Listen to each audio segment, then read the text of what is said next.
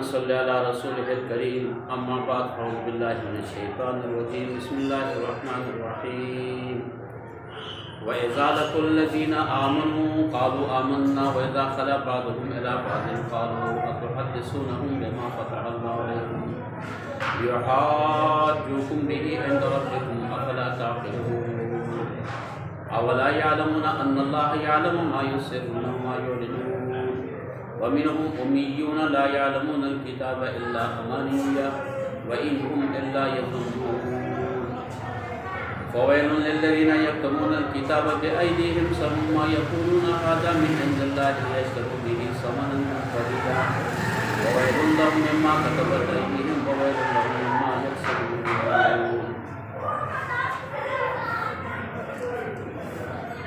اللہ تعالیٰ بنی اسرائیل کو وہ خصلت وہ عادت ذکر کر رہے تھے جو وہی خصلت جو برا خصلت تھی برا عادت تھے اور اکثر انبیاء علیہ السلام کے خلاف استعمال کرتے ہیں. اور چونکہ اللہ تعالیٰ نے بنی اسرائیلوں کو اس میں سب سے بڑا اپنا وقت کے زمانے میں بہت اچھا مخلوق کو اللہ نے کہ یہ سب سے اچھا مخلوق ہے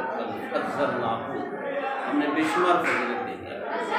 وجہ فضیلت یہی کہ اللہ تعالیٰ نے سب سے زیادہ انبیاء علیہ السلام کو محفوظ کیا بنی اسرائیل کی نسل. اور چونکہ ان کے باوجود وہی لوگ سرکشیاں بغاوت نافرمانیاں نبیوں کے خلاف گستاخی زیادتی اور اس کے ساتھ ساتھ شریک بھی کرتے تھے اپنا خواہش کو تابع کیا تھے. اور اسی طرح بچڑک کر گسالہ پرستی کرتے تھے گائے کے عبادت جیسے کاج کو ہندو تھے. اور جب اللہ تعالیٰ نے یہ حکم کیا بنی اسرائیلیوں کو لہٰذا آپ کو گائے کی ضرورت مقصد یہی تھا تاکہ تمہارا دل میں محبت غیر اللہ کو نہیں کی جو ایک ایسے خدا تم سمجھتے ہو نفع نقصان اپنا ہاتھ سے اس کو ذبح کر کے اپنا ہاتھ اس کو ٹکڑا کرتے وہ کیسے خدا ہو سکتے ایک حکمت پوری طرح. ایسے مدارک تفسیر میں فرماتے لیہبنا معبودہ تاکہ معبود کو ذلیل کیا جائے توہین کیا جائے. ایک ہی مقصد. دوسرا مقصد یہی تھا کہ بنی اسرائیل نے ایک شخص نے اپنے چچا کو قتل کیا اور مقصد قتل کی یہی تھا تاکہ میراث ان کے ایک بیٹی پر رشتہ مانگ انکار کیا. اور قتل کرنے کے بعد وہی لوگوں نے پھر شور مچایا بھائی میرا چچا قتل کیا. قاتل کا شور مچایا حویلا مچایا لوگ آپس میں اختلاف ہو گئے کون قاتل ہے کون ہو سکتا ہے. قریب تک ایک دوسرا وہ لوگ آپس میں لڑتے تھے قاتل کے بارے میں. ان کا ظاہر بات ان کو تو کوئی اور نارینہ اٹھاتے نہیں. اور اللہ تعالیٰ نے یہ دکھلانا مقصد تھا بھائی دیکھیں قاتل مقتول کا قاتل خود ان کا رشتہ دار ہے ولی ہے. اور پھر دوسرا مقصد یہی تھا ان کے سامنے اللہ تعالیٰ وہ مقتول جو میت کو مقتول کو زندہ کر دیا. مقصد یہ جس طرح آپ اللہ نے تمہارا سامنے مقتول کو زندہ کیا کل بھی تم اسی طرح دنیا میں جانے کے بعد آخرت میں اللہ تم کو سب کو زندہ کرے گا لیکن وہ ہمیشہ ابدی حیات ہوتا ہے وہاں حساب و کتاب ہوتا ہے.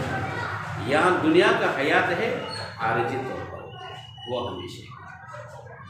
اللہ نے کہا چلو ایک گئی ذبح کر لی لیکن ایک گئی سے اللہ تعالیٰ نے دو مقصد حاصل کیا. ایک تو معبود کو تنگی اور دوسرا وہ میت کا وہ مقتول کا قاتل بتا دیا. اور پھر تیسری یہ تھا لہٰذا تمہارے سامنے ایک مقتول کا میت کا لہٰذا اللہ نے تمہارے سامنے آنکھوں سے دیکھ کر ذکر کیا جیسے ایک تین سے تین شکار. یہ مقصد ہے. اللہ نے کہا چلو قتل وہی ذبح اس کا عذاب وہی مقتول کا عذاب پر مارے زندہ ہو. اور جس وقت یہ حرکت ہونے کے بعد زندہ تو بتا بھی تمہارا قاتل نتیجہ ہے. وہی جو بتانے کے بعد قاتل بتانے کے بعد وہ آدمی پھر ہمیشہ کے لیے نہیں. اللہ تعالیٰ نے صرف عارضی طور پر اس کو زندہ کیا. یہ مقصد کا ذبح بقرہ اللہ نے وہی نام پر سورہ بقرہ نازل کیا. پھر اللہ نے فرمایا دیکھ یہی بنی اسرائیل کے سامنے ایک مردہ زندہ ہو گیا، باتیں بھی کیا، قاتل بھی بتا دیا، آپ پھر اس کے باوجود ان کو تو یہی ہونا چاہیے دل ہمیشہ نرم ہو، اللہ کے سامنے جھکنا ہے، عاجزی اور تضرع ہے، لیکن یہ لوگوں نے لہذا کسی قسم کو دوسرا تاثیر اثر نہیں دیا، ثم قست قلوبکم، ان کے دل سخت ہو گئے، پتھر سے بھی سخت ہے۔ پھر اللہ تعالیٰ نے 3 قسم پتھر کو ذکر کیا،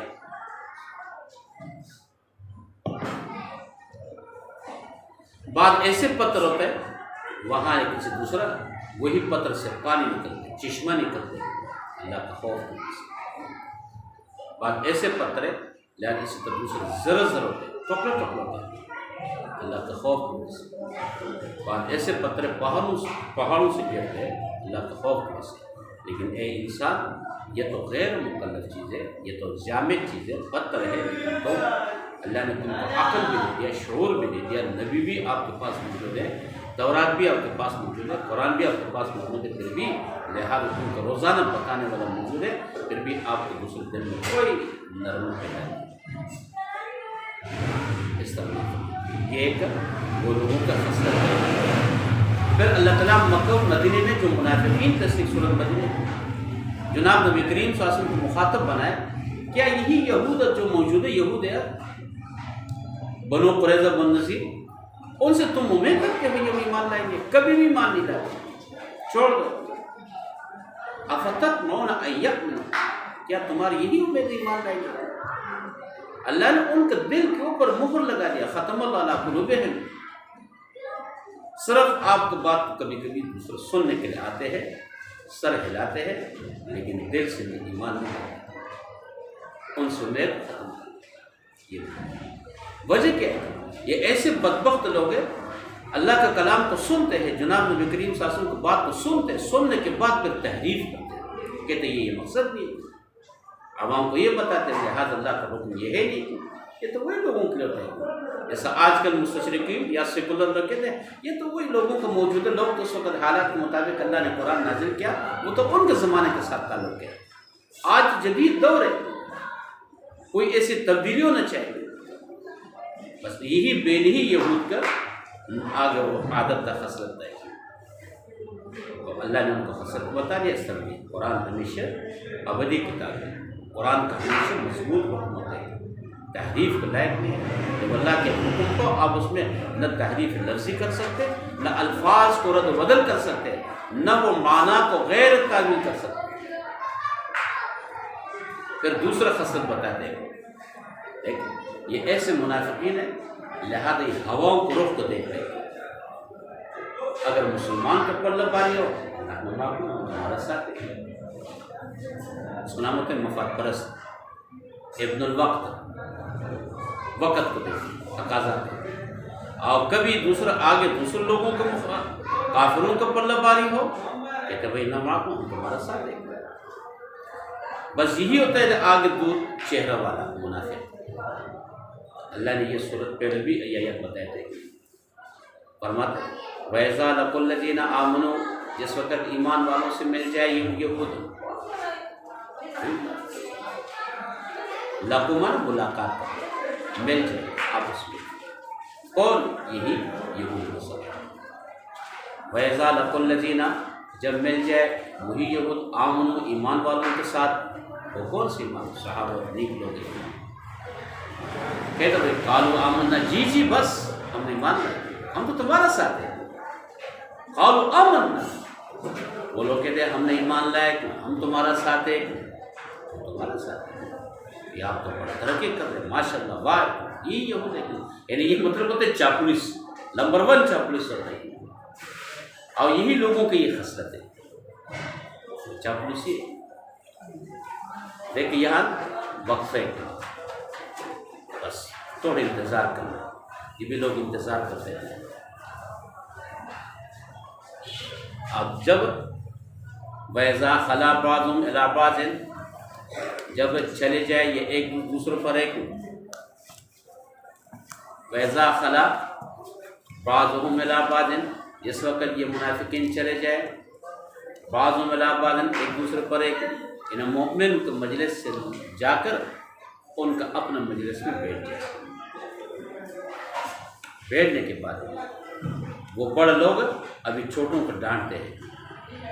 ظاہر بات ہے مسلمانوں کے بیٹھنے کے بعد وہ لوگ کہتے ہیں بھائی ماشاء اللہ آپ کو بہت اچھا ہے، بہت اچھا ہے، تعریف کر رہے ہیں۔ یہود خود تعریف کرے نبی پاک صلی اللہ علیہ وسلم کی بھی، وہ آگے صحابہ کے بھی، وہ آگے دین کے بھی ہے، تعریف کر رہے ہیں۔ اور تعریف ہونے کے بعد لہٰذا ایک دوسرا، ابھی وہ بڑے لوگوں کو کیا پتہ ہے، وہ تو چاپلوس تھا، وہ بھی چھوٹوں کو تو پتہ نہیں چلتا ہے۔ لہٰذا دوسرا جب اپنا مجلس میں الگ ہونے کے بعد وہ بڑا کہتے ہیں چھوٹوں کا خدا کو بندہ ہے، تم یہ پیغمبر کے سامنے کیوں تعریف کر دے؟ پیغمبر کے سامنے تعریف مت کر لو، تم یہ نہیں کہو تم اچھے لوگ ہیں، یہ تو ہمارا مخالف ہے۔ ہم ان کو مجلس میں بیٹھ کر صرف ان کو دوسرا آگے ورگلانے کا مقصد ہے، کبھی بھی تعریف نہیں کرنا ہوگا نبی کا، کبھی بھی تعریف نہیں کرنا ہوگا مسلمانوں کا، کبھی بھی تعریف نہیں کرنا دین کے سامنے۔ وہ بڑے لوگ اس کو ظاہر بات ہے، چھوٹوں تو ہر آدمی سمجھدار نہیں ہوتا ہے، بڑے وہ چاپلوس لوگ جو وہی یہود لیکن چھوٹوں کو سمجھاتے ہیں۔ لہذا ہمارا ان کے سامنے بیٹھنا یہ مقصد ہے نہیں وہ اچھا ہے، ہمارا یہ مقصد ہے نہیں وہ دوسرا اچھا آدمی ہو، اچھا دین ہوگا، ہم اچھے ہیں، ہمارا دین اچھا ہے۔ اور کبھی بھی مسلمانوں کا تعریف نہیں کرنا ہوگا، کبھی مسلمانوں کا آگے دوسرا صفات بیان نہیں کرنا ہوگا، یہ نہیں کہنا تمہارا دین اچھا ان کے سامنے۔ لہذا وہ تو شیر بن جائے گا، وہ تو اور مستیاں کرے گا، لیکن ہمارے یہود بھی تعریف کر رہے ہیں، اے اللہ کا بندہ یہ کیوں کر رہے ہیں؟ لیکن یہ بڑے لوگ وہی چھوٹوں کو سمجھاتے ہیں۔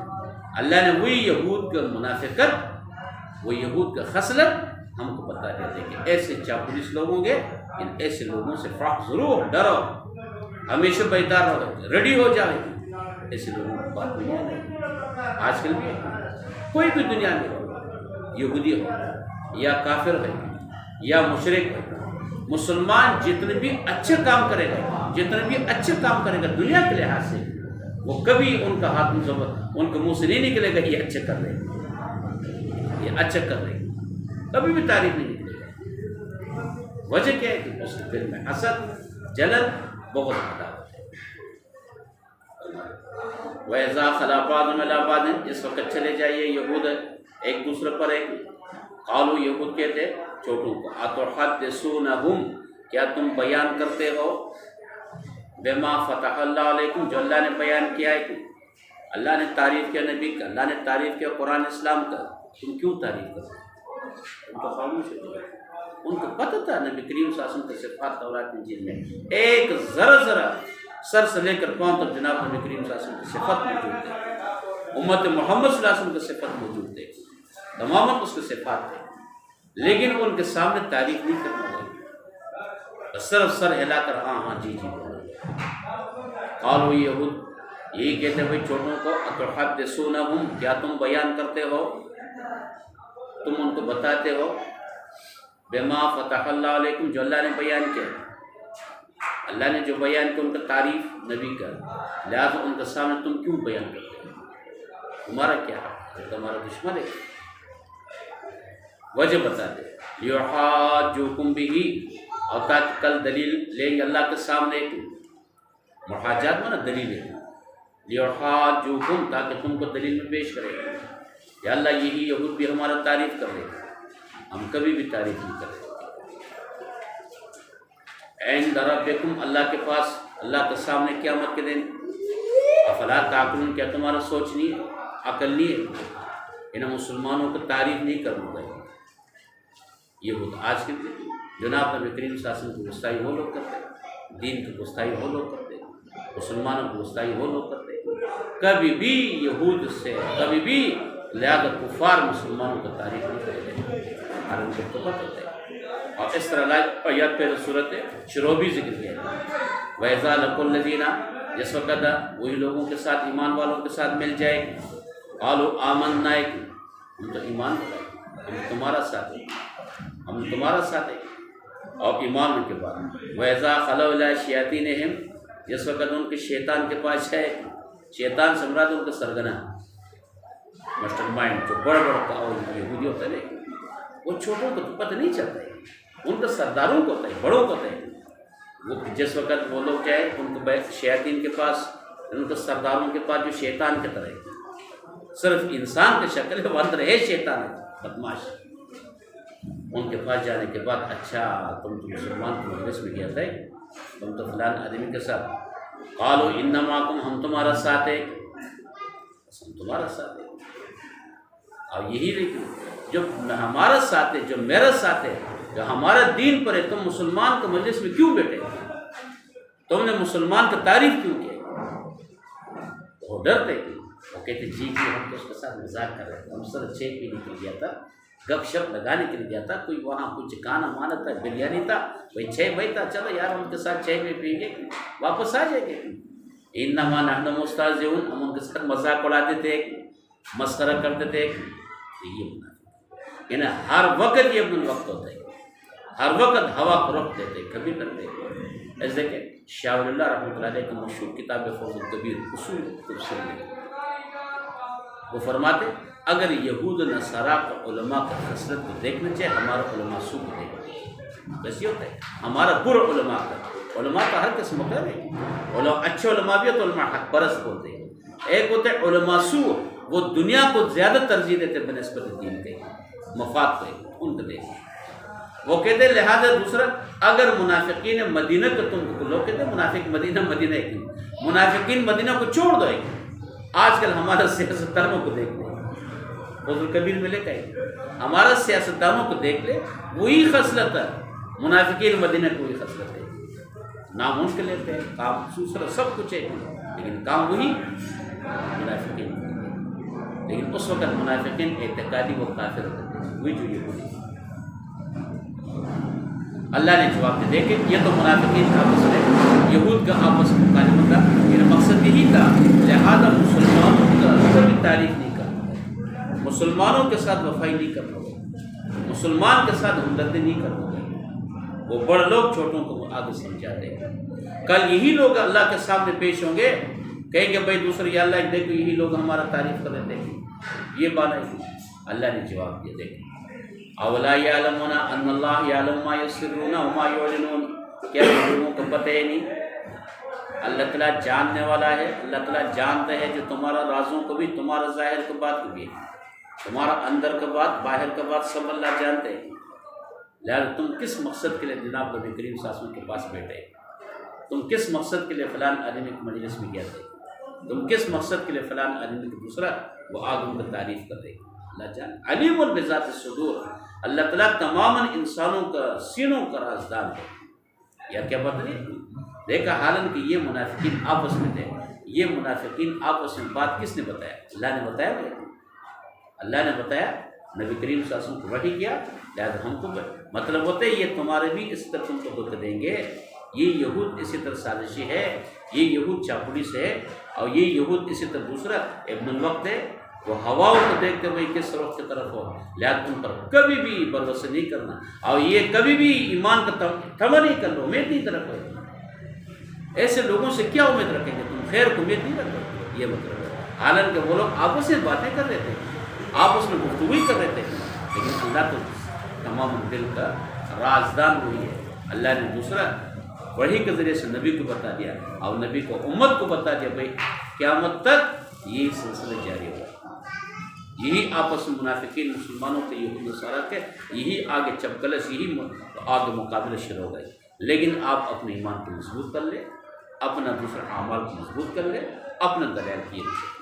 اولا یعلمون، کیا آپ لوگوں کو پتہ ہے نہیں ان اللہ یعلم، بے شک اللہ جانتا ہے ما یسرون، جو تم چھپاتے ہوئے وہ لوگ ہیں سر راز کو، وما ہر وہ چیز یعلنون، جو ظاہر کرتے ہوئے، جو اعلان مطلب ہوتے جو ظاہراً تم گناہ کرتے، باطناً گناہ، سب اللہ تعالیٰ جاننے والا ہے۔ تیسرا خصلت ہے، دیکھیں یہود سب لکھ پڑھے نہیں ہیں، بعض ان میں سے امی لوگ ہیں جو آگے لکھنا پڑھنا چاہتے ہیں، ہمارے سلام میں امی کو امی ہے نہیں جانتے، لہذا وہ جو لکھ پڑھ لوگوں کی یہ عادت ہے، عادت یہی ہے جیسا قرآن میں ذکر کیا ہے۔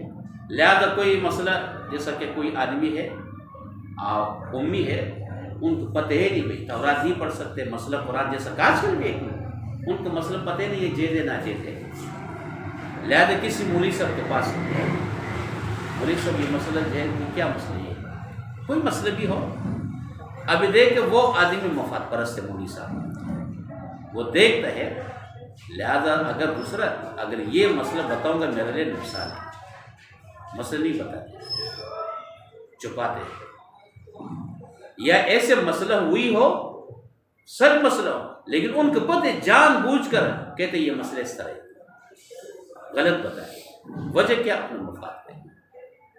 اور جیسا کہ جناب نبی کریم صلی اللہ علیہ وسلم مدینے میں تھا، لہذا ایک دوسرا ایک یہودی نے زنا کیا، جس طرح ہمارا دین میں شریعت میں زنا کا رجم ہوتے، شادی شدہ سنسار کرنا ہوتے، اور یہی لیکن یہود و نصارہ تورات انجیل کی بھی یہ حکم ہوتے ہیں سنسار کرنا، لیکن ظاہر بات ہے ان کا حدیث میں ہوتا ہے، لہذا جو آدمی کے جس پر ایک نمبر وہ آگے قانون نافذ کرتے غریب لوگوں پر ہے، بڑے لوگوں پر لہٰذا دوسرا نظر انداز کر دیتے، کوئی مسئلہ نہیں یار چل رہی، وجہ کیا؟ سرمایدار ہے انہیں غریب پر، غریب طبقہ پر، لہٰذا اس طرح ان پر قانون نافذ ہے، جو بھی جرم کرے گا سزا، جو بھی ہے، اور بڑے لوگوں پر سزا، جیسا کہ آج کے لیے ماحول ہوتا ہے، کوئی ایک دوسرا بڑے لوگ کا کرپشن کرے، کوئی گناہ کرے گا، کوئی قانون توڑیں گے، آئین توڑیں گے، کچھ بھی نہیں۔ اب اگر غریب آدمی ایک معمولی اگر سنگل توڑیں گے فوراً جرمانہ ہوگا، پکڑنا ہوگا، مار پیٹ ہوگا، اگر دوسرا بڑے لوگ سارے ایک دوسرا بجلی کی چوری کریں کچھ بھی نہیں ہوتا ہے، اگر غریب آدمی نے کنڈا ڈالے تو آ کر کہیں گے بھائی اٹھائیں گے، یہ بالکل یہ ہوتی ہے اپنا مفاد کو، لہذا وہ لوگوں نے زنا کیا، زنا کرنے کے بعد ان کو پتہ تھا ہمارے دین میں یہ سنسار ہے، اس میں کوئی چھوٹا بڑا تفریق نہیں ہے، اس اسلام میں تفریق نہیں ہوتا ہے، مجرم ہو وہ بھی مجرم ہوتے ہیں، چاہے بڑا ہو چاہے چھوٹا ہو، گناہگار ان کو سزا ہی ملے گا، لہذا وہ لوگوں نے کہا چلو یہ نبی پاک صلی اللہ علیہ وسلم آزمائیں گے، انہوں نے کہا زنا کا بڑے لوگوں نے زنا کیا تھا، تو اس نے کہا ہمارا زنا میں کچھ قانون نہیں ہے، شادی شدہ رجم بھی ہے، اللہ نے مستقل آیات نازل کیا سورت میں، لیکن چلے جا نبی پاک صلی اللہ علیہ وسلم کے پاس، نبی کریم صلی اللہ علیہ وسلم کے پاس جانے کے بعد وہ لوگوں نے کہا بھائی آپ اے نبی فیصلہ کر رہے ہیں زنا کیا ہے، نبی رسول نے کہا اللہ کے منتظر میرے پاس کیوں آتے ہیں، تمہارے پاس تورات ہے فیہا حکم اللہ ہے، اس میں اللہ کا قانون ہے، اس پر تم آگے دوسرا سزا دے رہے ہیں، ایسے کہ ہم سزا دیں گے مسلمانوں کو، جب آپ کے اسلام نہیں لیا لہٰذا پھر اس کسی کی سزا ہے، لہذا آپ خود فیصلہ کر رہے ہیں، انہوں نے کہا نہیں ہمارے پاس تو کچھ قانون نہیں ہے اس طرح، تورات میں انجیل میں تو کچھ ایسے قانون نہیں ہے جس میں رجم کا، میں نے کہا اچھا، وہاں عبداللہ بن سلام رضی اللہ تو بڑا مشہور یہودی عالم تھے، مسلمان رہتے، انہوں نے کہا تورات لاؤ، پتلو کتاب اللہ، تورات لاؤ، تورات لائے، ان کو پتہ تھا نبی کریم صلی اللہ علیہ وسلم لکھنا پڑھنا نہیں آتے تھے، اس نے لکھنا پڑھنا نہیں آتے تھے، اس لیے کہ نبی کریم صلی اللہ علیہ وسلم کو امی ہونا یہ اچھے صفت ہے، تاکہ لوگ یہ اعتراض نہ کریں بھائی ورات تم نے کسی استاد سے پڑھتے ہیں لکھتے ہیں لہذا ہم کو سناتے ہیں، جیسا اللہ نے قرآن میں ذکر کیا، لیکن باقی دنیا میں امی ہونا اچھی صفت یہ لکھنا پڑے، کتاب اچھا ہوتا ہے، علم اچھا ہوتا ہے، ہنر اچھا ہوتا ہے، تعلیم اچھا ہوتا ہے، لہذا نبی کریم صلی اللہ علیہ وسلم کا چلو تورات لاؤ، وہ تورات لایا، تورات لانے کے بعد ایک وہ یہودی نے وہ آگے اس کا سنسار کہاں جو رجم تھا اس کے اوپر انگلی رکھا ہے،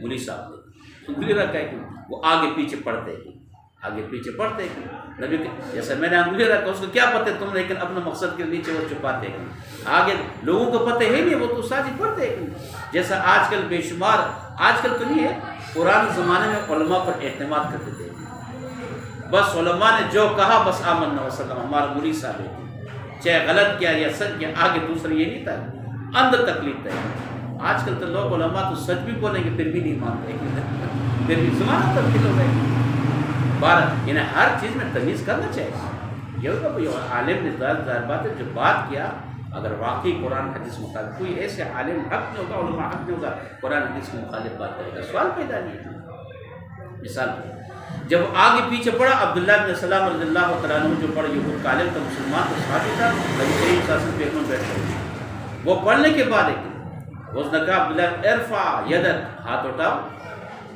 جب ظاہر بات ہے وہ مولوی صاحب نے, پادری نے ہاتھ اٹھایا, پھر آگے بتایا کہ فیضا آیت الرجم یتلألؤ, رجم کا یہ چمک نیچے. نبی کریم صلی اللہ علیہ وسلم نے کہا اے بدبختو, دیکھ تم چھپاتے ہوئے کہ چلو تم ابھی سنسار کرو.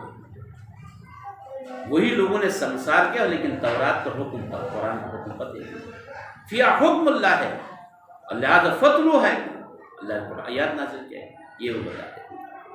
وَمِنْهُمْ بعد یہود میں سے امیون, امی لوگ ہیں, امی لوگ ہیں, عوام.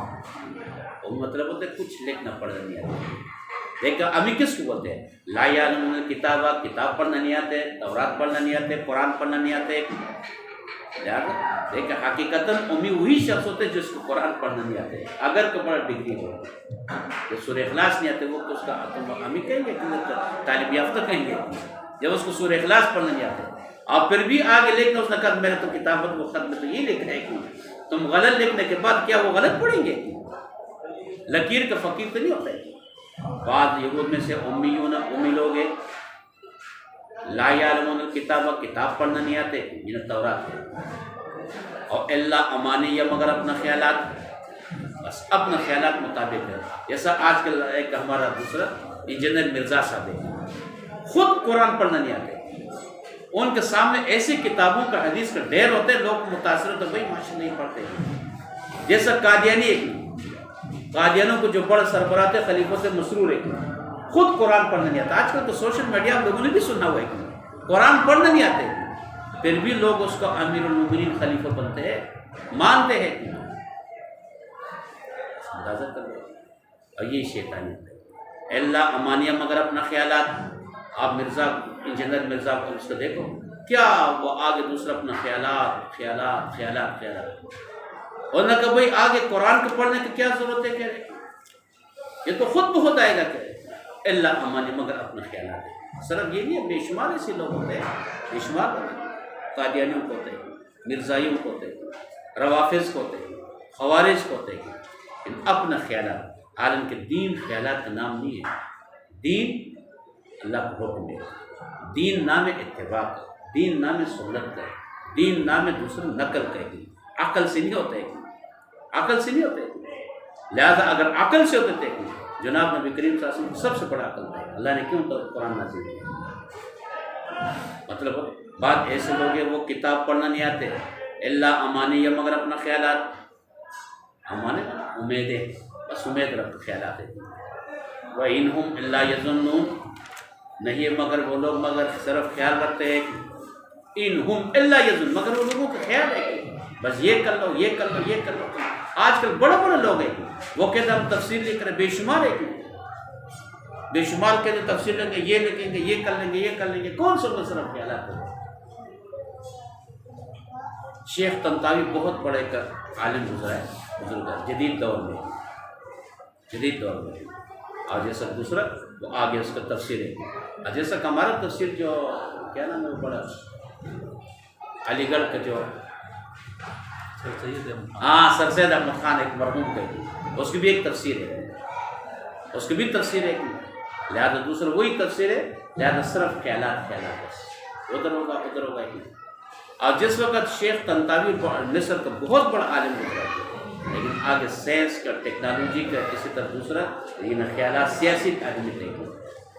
یوسف بنور رحمۃ اللہ علیہ ایک, بنور قوم شیخ یوسف مرحوم رحمۃ اللہ علیہ, جس وقت ان کا دور میں تھا, اور اس نے تفسیر جواہر القرآن میں تفسیر طنطاوی 3-4 جو بنا, بہت سارے سائنس سے ہم نے پڑھے, بہت سارے سائنس ہے, اردو بھی ملتا ہے اس کو.